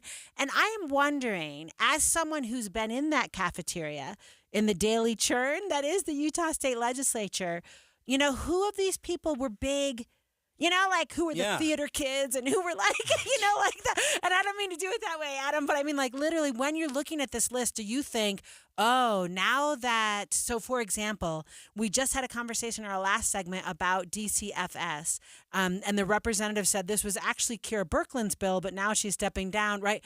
And I just kind of wonder what else falls by the wayside with some of these names who are leaving, Adam? What are some that you see, with that person not being here, another bill might come charging through? What does it look like in the session without these people?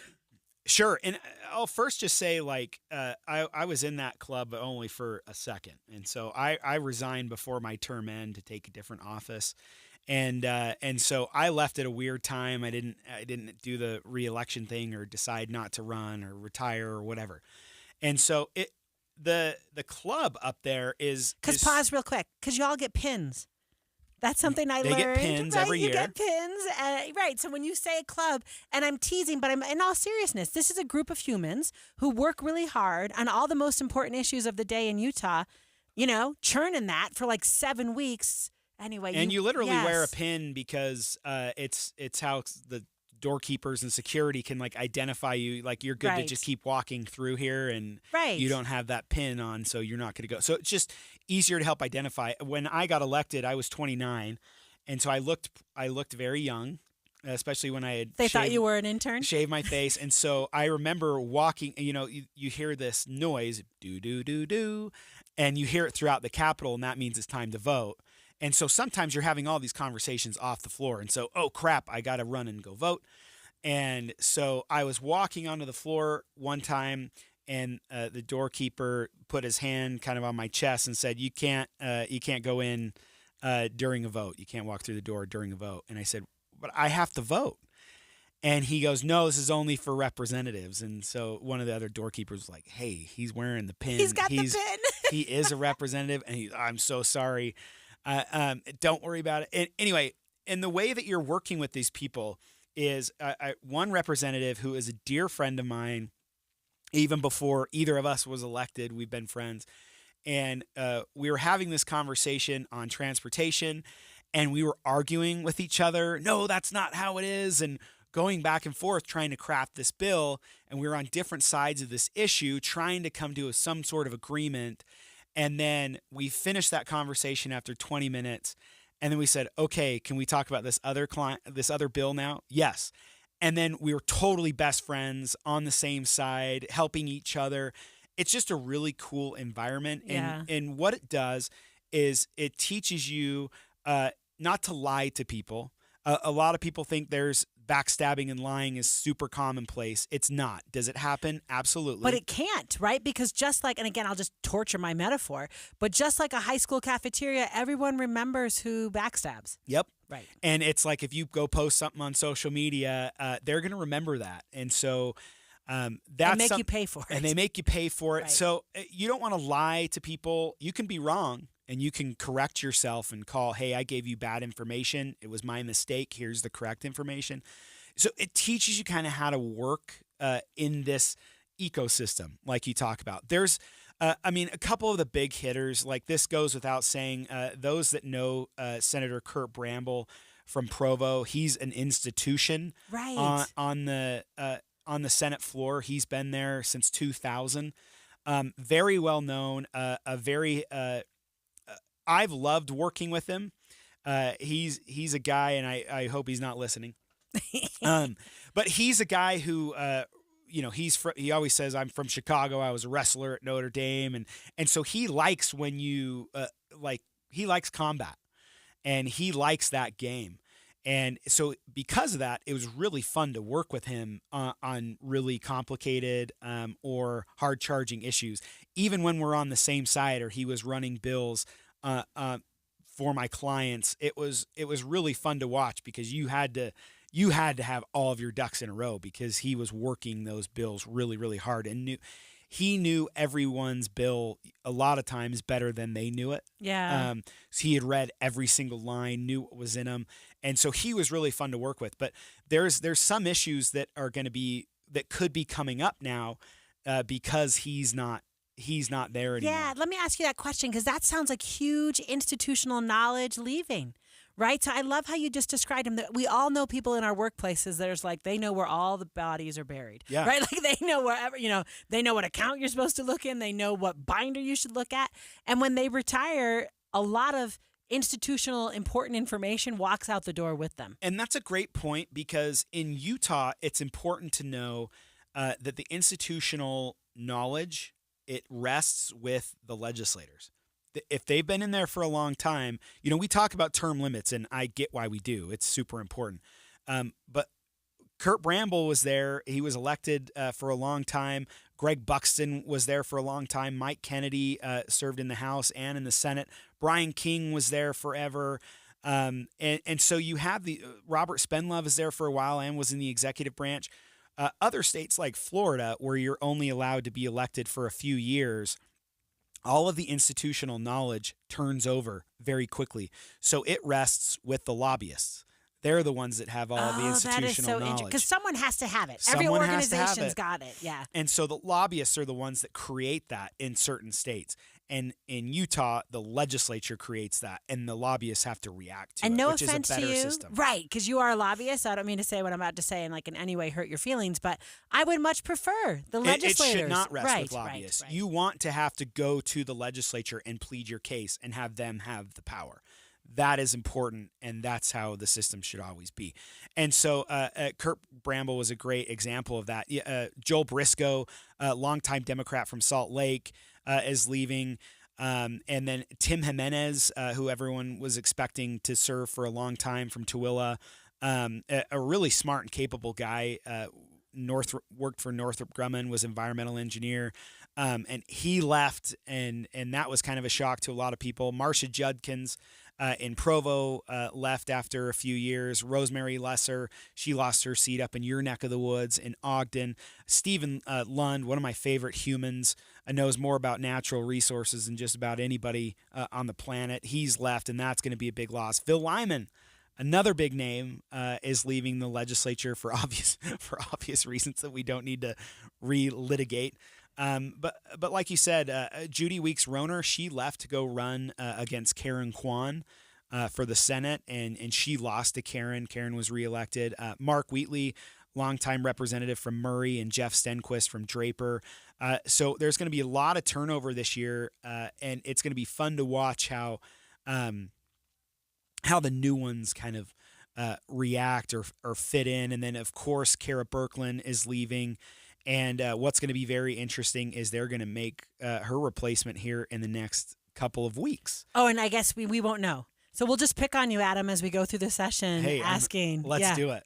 Let's do it. Stay up to date on all the latest news with KSL's 3 Things newsletter. Each day, you'll get an email with the top 3 things you need to know about as you go about your day. It's super easy to get started. Just text inbox to 57500. And in our final segment on today's Inside Sources, we're going to finish things off with a fun discussion about Christmas decorations. How long should they stay up? Tune in after the break to hear your thoughts. Hi, friends. Dan, the Laptop Man here from PC Laptops. In celebration of over 32 years of serving humans in Utah with their computer and tech needs, we've slashed our prices. And these are the new 2025 models. Here's the deal. You can get our new 2025 S1 desktop with a blazing Ryzen 5 processor, 16 gigs of RAM, and over a terabyte of blazing fast storage on this promotion. We also have our new 2025 SM3 laptop with the Intel i5 processor, 16 gigs, and over a terabyte of storage for $999. You can take one home today for $999. And you also get the peace of mind of our lifetime service warranty. We also have 12 months special financing available, and they start as low as $29 a month. But hurry in because supplies are limited. Because at PC Laptops, we love you. PCLaptops.com. Take home a blazing fast 2025 model desktop or laptop for $999 at PCLaptops.com. Imagine a currency that has true value. A currency that's local, protects your wealth, and resists inflation. Now imagine that currency is anchored to the stability of gold. Introducing Goldbacks, a currency made of 24-karat gold, accepted at over 800 businesses in Utah. Don't just imagine it. Visit alpinegold.com to start spending in gold. Use promo code RADIO to get free shipping on orders of over $200 or more. Join KSL News Radio and the movie show this Friday from 10 to 1 at the Salt Lake NPS store located at 1600 Empire Road in Salt Lake City. More at npsstore.com. You might not consider yourself a tech expert, but that doesn't mean you can't protect yourself from online scammers with a little help from McAfee Total Protection. Whether it's a fake missed delivery text or an urgent bank alert, these scams can look incredibly convincing. That's where McAfee Total Protection steps in. So go ahead, manage your finances and shop online. McAfee will help keep your device's privacy and identity safer. Visit McAfee.com/online protection today to get award-winning online protection for just $39.99 your first year. That's McAfee.com/online protection. Cancel anytime. Terms apply. Do you have an IRA or 401k? It's natural to think of this as being your money, right? But remember, you still have to pay taxes when you withdraw this money in retirement. And you could be paying a lot more in taxes on these accounts than you know. A lot more. Learn the strategies that can help you reduce or eliminate your taxes in retirement. Don't miss a special edition of Retirement Solutions Radio this Saturday afternoon at 3 o'clock. Right here on KSL News Radio 1027. Donate Get your card at Charity Hotline. This is Roger. Hi, Roger, I'd like to donate my car. Yeah, good. Leave the keys in it, park it on the street, and we'll send a thug. Tow. Where's your office? In New Jersey. Where do you want it to be? Well, Roger, Yeah. I want to make sure my donation helps Utah kidney patients. It will.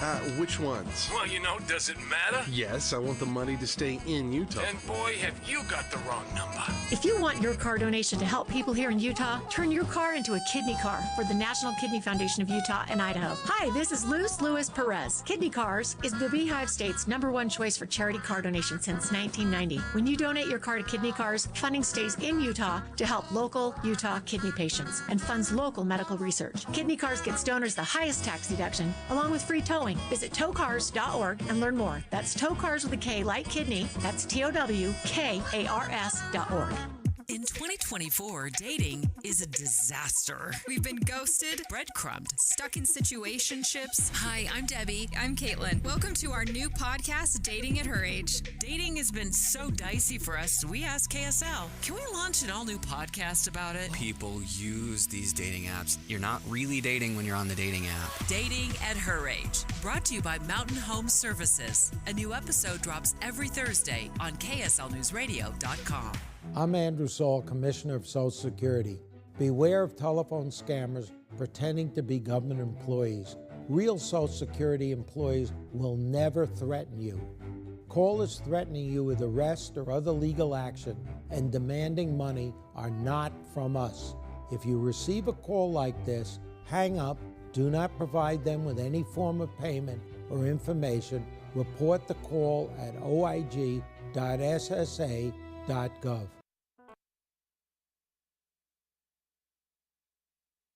All the talks we've had over the years, including what you've told me about not using alcohol and other drugs, they stick with me. And believe it or not, they really do make a difference, especially at times that matter most. Hey, want a drink? No thanks, I'm good. So thank you, Dad, for talking and preparing me for what's ahead. Thank you for talking. For more information about talking with your kids about underage use of alcohol and other drugs, visit underagedrinking.samhsa.gov. With the 3 things you need to know this hour, I'm Dan Bomas. First, 5 known gang members were arrested Friday night after a chase through Sandy and South Jordan with multiple shots fired. Second, once again this year, Utah's seen dozens of auto pedestrian fatalities. And third, the world's top chess player wore jeans to a tournament last week. Now the rules have been changed to accommodate his elegant jeans. 39 degrees, mostly cloudy in Salt Lake City. And back to Inside Sources on KSL News Radio. Inside Sources on KSL News Radio. Welcome back to Inside Sources. You've been with me, Leah Murray, and my good friend Adam Gardner for the last 2 hours, and we're going to land on the 12 days of Christmas. If you have got thoughts or opinions about when you should take down those Christmas decorations, feel free to text us at 57500, and we will respond live. I feel like, Adam, we are now live on the air, which we hadn't been used to at KSL at night. And a little bit, if someone's got something to say, I want to, hear what they have to say. Well, it used to be where you would get corrected. And I like that people are listening to the show and they'll text me, hey, it's this type of visa, not. And I like that because on the show, when we used to do KSL at night, people would listen and it was recorded, 2 or 3 hours before it aired. And so whenever people would call me and say, hey, you guys are talking about this on the show, you should really discuss this, or have you thought about this? And I'm like, I'm sorry, we already talked about it. It's over. It's over. We're past that. I said something incorrect and that's done. Yeah. All right. So we're going to chat about Christmas. So I want to just share, it came up earlier in a segment that my mother died the day before Christmas Eve. So a little bit, this has been a hard Christmas and a different Christmas. And some of the things that she used to like to do, I have done, right? So I was, to my kids, in honor of Nana, we're going to have this food that she would have traditionally given. But one of her strongly held opinions was actually about decoration. So I'm going to use the memory of my mother as a way to come into this conversation with you, Adam. My husband thinks that decorations should stay up until Epiphany. That is a holiday on January 6th that celebrates when the three kings arrived at the birth of Jesus. If you've heard of the three kings, right? Bringing their gifts the gifts of the Magi coming out to Jesus. And Catholics would say that Christmas season ends on January 6th. That's the 12 days of Christmas, right? It's not the days ahead of it. We are in the 12 days of Christmas right now. But my mother used to say, goodness, you should not start a new year with any of the things that were left over from the last year. So she would have been breaking down Christmas tomorrow on New Year's Eve to make sure that she went into the next year with, shake off all of the stuff from the last year. Where do you and your family land? And it's okay to disagree with my mom, even though she just died. Oh, wow. This is like our Jimmy Carter discussion all over again. So for my family, it's kind of interesting because I feel like I'm trying to remember some deeply held belief of when they should come down, and nothing is coming to mind. And I don't think it was that way when I grew up or now. I think it's just whenever we kind of feel like it, then we'll do it. So obviously, my world revolves around the legislative session. So that's when I start to realize we can't have anything up because I won't have any time to help take anything down. But usually I feel like the first week of January, that's when we decide to take all of our decorations down inside. But outside, I kind of feel like our Christmas lights stay on for a few weeks past Christmas, even into January. I feel like January has nothing. It has nothing to really celebrate or be festive. Like you have President's Day, you have you don't even have President's Day. You have Martin Luther King Day, but nothing that's really festive. And so I think we hold on to a little bit of that. And we paid all this money for Christmas lights on the outside of our house. So we're going to keep it illuminated a little bit. So let me just say, as someone who celebrates Christmas the way it's supposed to be done, Adam Gardner, which means my tree is evergreen and alive in my house, a little bit, sometimes you don't have that much time, right? So the answer is that thing's going to start dropping needles, right? And my little Roomba's not going to do the job for much longer. So to a certain extent, maybe because I choose, and my mother would have always chosen, a live tree in the house, maybe you get time bound. So we don't choose things that die. And I think that's what it is. So because you have a fake Christmas tree. We believe in eternity. And so our Christmas tree lives forever. And so our tradition is the same tree over and over and over again. And really the convenience of it all, of just plopping the tree out of the box, out of the bag, and the lights are already on it. We don't have to do anything. I love this. Should we do a little battle here? And I will bring the, Catholic belief. And the reason why you have an evergreen tree, and I said this to Aaron Ryder before Christmas, is you are bringing something into your house to prove you can survive the winter. So the reason why you bring in a live tree is to be like, this family's going to survive these winter months. It's a symbol. Yeah, and my symbol was we survived because it's still green. And there are no needles dropping. And there are no needles dropping. So honestly, the reason ever since... do you remember when Governor Levitt's, the governor's mansion burned down? You don't remember this. I don't. I don't think I was here when that happened. So this was in 94 or something like that. The governor had a real tree in his in the governor's mansion, and they didn't water it. I think it was that they didn't water it, and there was a faulty wire, caught the tree, and the whole thing went up in flames. It burned the top of the governor's mansion dome. And I remember that as a little kid on the news, where the governor's son came out on the news and he said, I have what was it? He had a pair of sneakers that he saved, like his Air Jordans or something that he saved from the governor's mansion after it burned down. And so my family has never done a living tree since then. It was like a wake up call for us of we didn't want anything to start on fire in our house. And the convenience of it all is just so much better. So I want to just tell you that we did get some texts in for my invitation to text us. And the first person who responded was Epiphany, right? So, maybe the answer is Epiphany, unless you have a live tree, and then I don't know how if it makes it all the way. Ruby says she's starting to take down Christmas decorations right now, and it will take a few days to get it done. Adam, that's a good question, right? Like, I actually have a Christmas village. I don't know if you have a Christmas village. Yes, we do. And that takes forever to take down because you're making sure that it fits in all the boxes exactly right. I've got 2 Christmas trees. I know you do as well. So it's like getting all of those ornaments into the right storage. How long does it take your family to get stuff down? Usually we can do it in a day if my wife is like really motivated. It can't be me being motivated because I don't know where anything goes or how to pack anything. And so my wife has to give me direction of what I need to be doing. And so if she can't do that or she's not in the mood, then I'm out. Right. So she's the manager. You're the assistant she's like, manager. Get up. I got this you. is what we're doing. Go to get the storage bags. Do this. Get these boxes. I'm in it. But if not, then I'm hanging out. But usually Epiphany, I think, is a great date. And I kind of feel like by Epiphany or at Epiphany, January 6th, that's usually when we have our stuff down. Another texter said they come down when I'm not feeling lazy. So I love that. That sounds like you. That is you. That's us. I mean, I think the answer is like Epiphany works, except it is also the first day of the semester for me, right? Like, so. Oh man, but your headspace has got to be so different. Like, you got to do it before the new semester because you don't have time to do both right at the same time. That's right. Like, your brain's just not there. I mean, the other thing I think too is how long.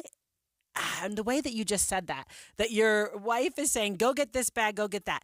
In my house, that's my job, right? So I'm like, go get that bin. We need this red box. I need you to find that. So a little bit for me, it's like, I want to get that done and out of the way, but it also has got to be a day that there's nothing else on the calendar. You know, maybe that's New Year's Day. I totally agree. And even though you're wrong on this subject, it was a great conversation. Thank you so much for listening to Inside Sources. Finish off your 2024 Talking Politics with Leah Murray and Rusty Cannon tomorrow from 1 to 3. KSL FM Midvale. KSL Salt Lake City. From the KSL Common Spirit Health Studios, this is KSL News Radio. Utah's news, traffic, and weather station. Good afternoon, 3 o'clock at KSL News Radio. I'm Jeff Kaplan. 38 in Salt Lake City. There's rain and snow up in Ogden. KSL's top story. Homelessness was up this year in Utah. One of the biggest reasons, the shortage in affordable housing. KSL News Radio's Eric Cabrera is live with the details. Eric? Jeff, I spoke with Chris Crosswhite, Executive Director of the Rescue Mission of Salt Lake, to see if they've felt the impact of the increase. He said they've seen